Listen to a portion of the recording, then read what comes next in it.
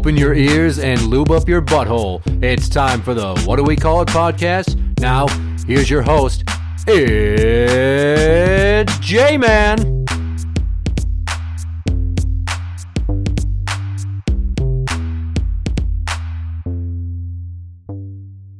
Welcome to the What Do We Call It podcast. I'm Jmann. This is Steiny. Hello there. I have a bone to pick with our friend. He's not here. It's about my comedy. Okay. Now, for those that are uninitiated, I have done 2 comedy specials in my garage. Yep. Because I've always wanted to do stand-up, and it's not safe to be a comic the way that I joke these days, because you'll get canceled. And you really can't start out new being like this. You can't be canceled before you ever get started, right? Oh, you can in the Twin Cities, because it's fucking woke central for the liberals. But anyways, I do it in the garage because it's safe. I invite people that I know because I want to entertain them. It's more about just putting smiles on the faces of people that I care about. Well, and people right? who know your humor, too, and, yeah, you know you might get laughs out of. It's a little bit safer. Now, our friend, who will remain nameless, I talk about the routines I've done, and he was like, yeah, but they kind of get long. Okay. I'm like, well, I mean, I'm doing an hour set.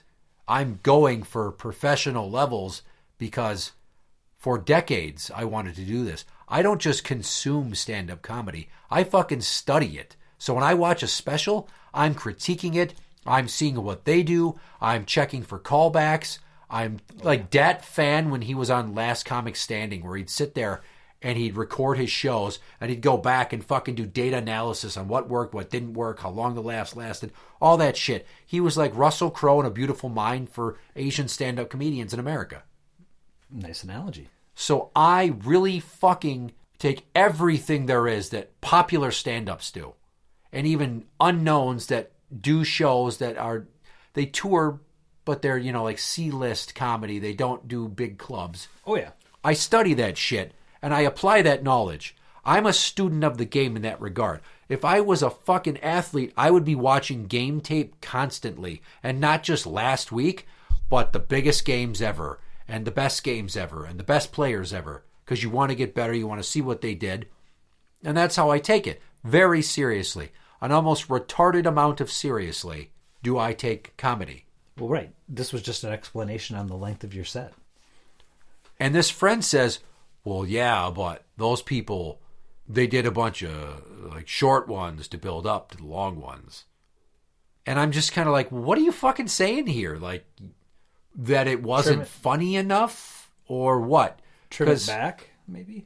Here is the background of this, is our friend does not watch virtually any stand-up comedy. Okay, that was going to be my question, because I know our friend goes to a lot of events, usually more sporting events, and other shows, but how many comic events has he been to? Almost none. Okay.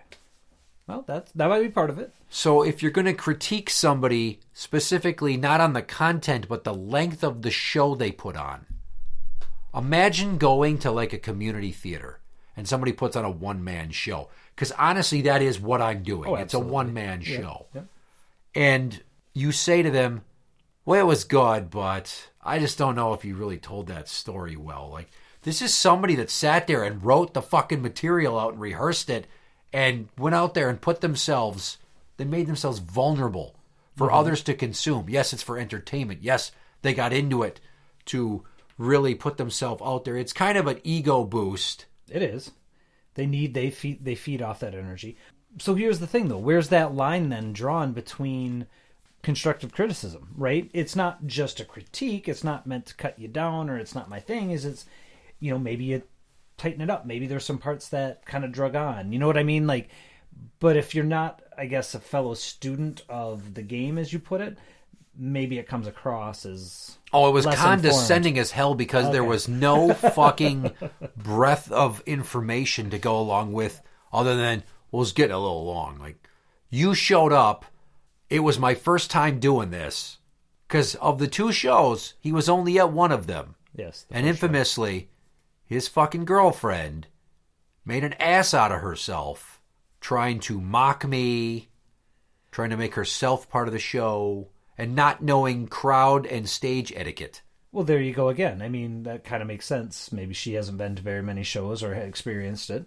Zero. Right. Zero. If you go back and listen to my first special, Johnny Blumpkin, This Is 40, which is on the Blumpkin and Friends YouTube page, I ask her if she's ever been to a comedy show before, and she says no. Oh, I guess I had forgotten that, even though I was there in the crowd. I think I left that part in. Okay. I'm telling you, it fucking happened. I'm like, are we going to have a problem here? Because, like, have you ever been to a comedy show before? No. Yeah. Okay, well, it's not normal to just, like, heckle the fucking person on stage unless you want to get heckled back. And if you want to, I can fucking tear you a new one right now. So this isn't an excuse. It's just food for thought.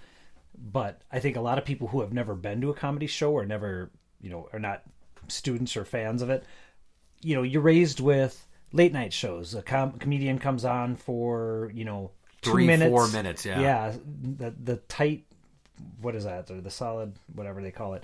And then they go and they talk. Or any of these, like Saturday Night Live, every skit's, a monologue is 7 or 8 minutes. Yep, So, I think a lot of people aren't used to that length of being told a story and, like you said, callbacks and going back to, drawing on a lot of stuff. So, I guess in some ways, maybe it's just an uninformed opinion, I guess. That's what pissed me off the most about it is like, you don't fucking know about this shit like I do.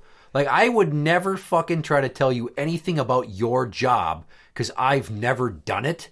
But if I showed up one day to be an apprentice, on day one, I'm not going to be like, why the fuck are you doing that? Well, that just seems unnecessary. That's a great way to be the unpopular guy in the office or on the crew right out of the fucking gate. Yeah. Well, you seem to be doing it the long way. Yeah.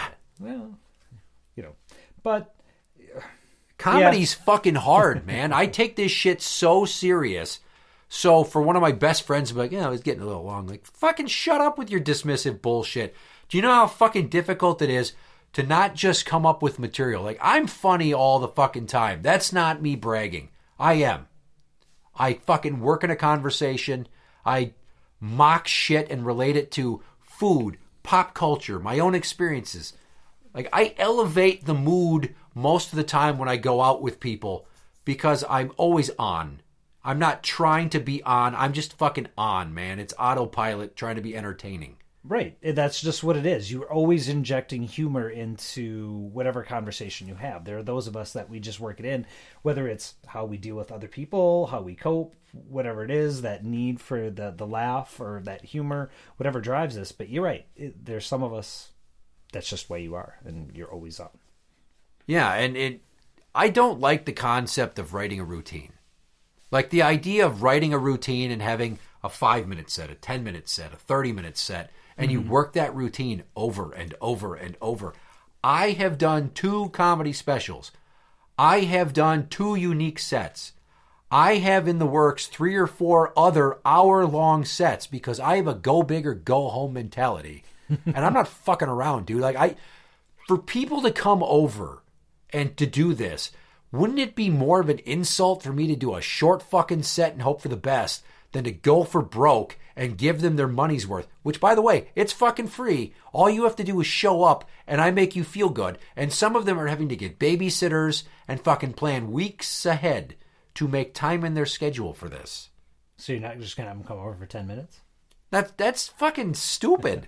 Not only did that first one, I get 75 minutes. I kind of rambled a bit because I was trying to find my rhythm. I'd never done it. Well, and you did have some interruptions and a late start and some other factors at play too. Yeah, but at the end, what did I do? I fucking gave everybody birthday cake. It was an event. I threw myself a 40th birthday party, and I wasn't expecting anybody else to do anything for me other than show up. You weren't going to call Linda? No, I was not. No, I wouldn't want her there. Because you know what she would do? She'd do what our friend's girlfriend did times 1,000. And eventually, you'd all be fucking witnesses to an episode of Dateline NBC. 48. The first 48. Like, we knew he was losing his shit when he reached for the fucking splitting mole. I did not think that he would hit her in the head with it that many times. Because he turned her face into a fucking pumpkin pie because he put it into 8 pieces. It's one of those things you saw happen in slow motion, and you still couldn't believe it happened. Yeah, like, holy shit. Should we real life. stop him? Nah, this is probably really fucking cathartic for him. I mean, he's going to go to prison for the rest of his life anyway, so the least we can do is be a good audience and not fucking interrupt what's going on. Should we be worried? Come after us? Well, we're not Linda, so... Yeah, it seems pretty one-sided. It's just them. He's not looking at anybody else like, and you fucking encouraged her, you assholes. No, he's fucking yelling about some shit that happened when he was 9 years old at a birthday party, and he just turned her fucking arm into beef stew meat. Holy shit. But on the other hand, have you ever seen him so happy? Yeah. He just said he's got a boner. What the fuck? Right? See what I'm doing right now? I'm literally going into fucking show mode. Exactly. And that's what I do. Because I have an imagination where I can spin wild on a whim and go off for God knows how long. But writing a fucking routine is hard work. Oh. Because it's like writing a term paper. You got to hit the fine points. You got to have the supportive statements. You got to know what to expect in terms of where you're going to get a smiley face or a frowny face or a red line through your shit. Like, I try to do a part of that first routine that didn't make it to the final cut of the show when I put it out, where I started talking about kids and all the confusion over trans and the push to accept trans people in school. Yep. And the punchline got no fucking reaction at all. So I worked for 2 minutes at this, explaining how fucking facetious it is that these goddamn people are sitting there like, well, I'm this and you have to accept me. It's like, well, if you can be whatever the fuck you want to be, then just like when I was a kid, my parents told me that I can be whatever the fuck I want to be, then I'll have you know that I'm a fucking Disney princess. And I thought that would get a good laugh. It died. Yeah. It died like a gay man in Andrew Cunanan's bedroom or on Gianni Versace's boat. It's just like, holy shit, I thought that would get a laugh. So it's fucking hard work. So again, well, it ran a little long. What a childlike assessment of the situation. Okay, but what about the content? What about the humor? What are the... That's... Did you laugh? Where's the constructive criticism? Because I saw you fucking giggling, and then he wasn't there for the second one. He couldn't make it. And that was fine, because I didn't want him to bring her again. Yep. Because I was going to be like, oh, bitch. Let's not turn this into a roast, because I will fucking eviscerate you. The second one, in your opinion, you were there for both. Okay? Did I get better the second time? Oh, yeah. Yeah, it went a lot smoother. I think you had worked out some of the timing. You weren't as nervous because it wasn't the first time. You'd already done this once before. You know what I mean? A lot of stuff was already routine for you. So, yeah, I think it went a lot smoother. And I did some crowd work. Minute amounts interacting with the crowd. Yeah, that's important too. Because it keeps people engaged too, you know, if it's getting a little long. Yeah. Bar none, the biggest part of this, and it's not even the ego boost, it's that why this is something I like is because I only have to be myself and say things, and I get to bring joy to people. I don't want to make $1 billion telling jokes, because then I'll be up on the perch where they can knock me off and cancel me, and my fucking kids will be living in a world where their dad's a total son of a bitch. I don't want that. Or they're going to go back and listen to these podcasts in a few years' time and grill you for them. Yeah. You know, because you misspoke on maybe one part of a 30-minute long episode, right? So it's just ridiculous. So, I mean, I do this to bring joy to others. I enjoy the freedom of creation and the ability to express myself. The same thing with my really fucked up songs that I make. Oh, yeah. Yeah. I'm a comedic rapper, basically. You can't take the material 100% serious. And I think that's interesting, too, because people forget that about comedians, right? It's jokes.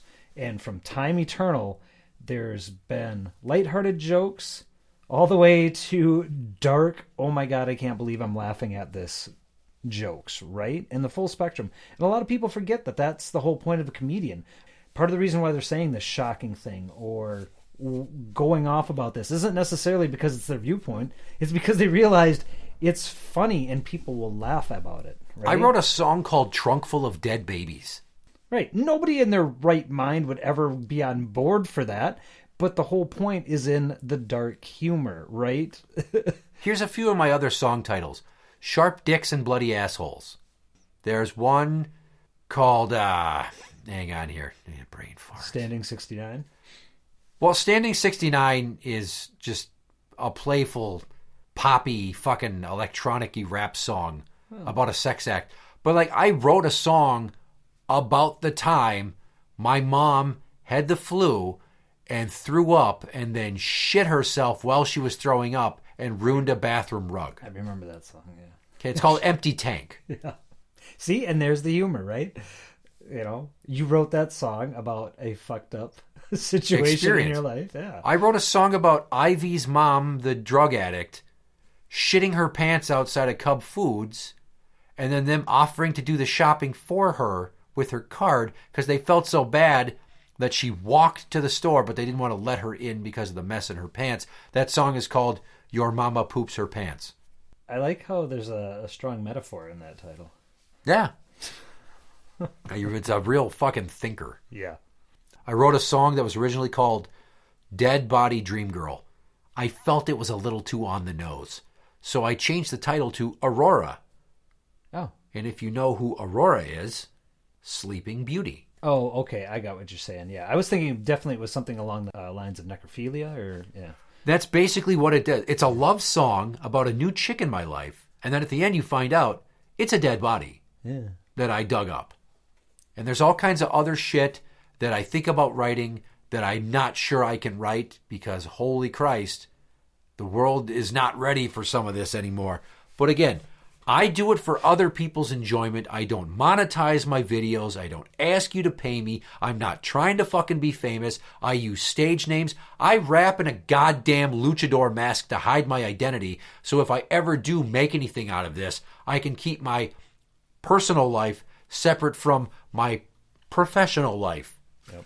And I'm not going to say I'm not above being the comedian that's in a fucking luchador mask. That's not cultural appropriation at this point? I don't give a fucking shit. It's a gimmick, dude. Nobody else does that shit. Other than Gallagher coming out dressed like an idiot and smashing shit with a hammer. That's his shtick. Yeah. Right? Fucking Tiny Tim with his fruity voice and his ukulele. And that was his shtick. Yep. If you want to stand out, I like to sing dirty parodies of songs in real time while I'm telling a story. Or in the middle of a conversation, I will break out into song. Nobody fucking does that. They might write songs, but they don't just break out into song. Again, that's exclusive to me.